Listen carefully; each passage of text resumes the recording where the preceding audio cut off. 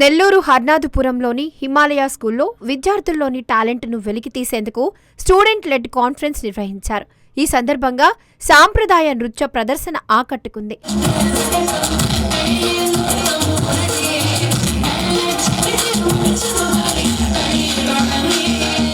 అన్ని సబ్జెక్టులకు సంబంధించిన నమూనాలను ప్రదర్శించిన విద్యార్థులు కొన్ని ప్రయోగాత్మకంగా చేసి చూపించారు.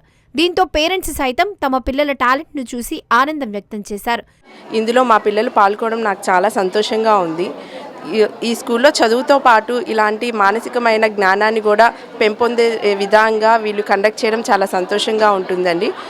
స్కూల్ అంటే ఒక భవనమే కాదు, జ్ఞానాన్ని నేర్పించే ఒక సంస్థలాగా ఈ స్కూల్ ఇలాగా పిల్లలకి చేత చేపించడం మాకు చాలా ఆనందకరంగా ఉంది. పిల్లలు రకరకాలమైన ప్రాజెక్టులు చేశారు. చాలా హ్యాపీగా ఉంది ఇలాంటి కార్యక్రమంలో పాల్గొనడానికి. Thank you. విద్యార్థుల్లో ఉన్న సృజనాత్మకతను వెలికితీసి వారి భవిష్యత్తును ఉన్నతంగా తీర్చిదిద్దేందుకే ఇలాంటి కార్యక్రమాలు నిర్వహిస్తున్నట్లు ప్రిన్సిపల్ దివ్య తెలిపారు. నా పేరు దివ్య, నేను హిమాలయ గ్రూప్ ఆఫ్ స్కూల్స్లో వర్క్ చేస్తున్నాను.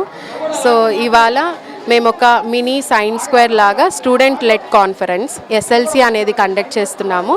So the name of SLC is brain drain, wear the great minds of Himalayans meet together.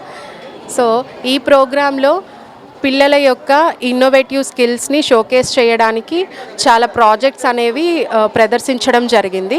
Like PSLV rocket launching. So మనకి స్టేషన్లో రాకెట్ ఎలా లాంచ్ అవుతుందో ఇక్కడ కూడా same the mechanism follows here. And తర్వాత అలాగే క్లాసికల్ టచ్ కానీ, the types of classical dances కానీ, వాటి యొక్క విశిష్టత కానీ, అండ్ అలాగే irrigation properties and disaster managements.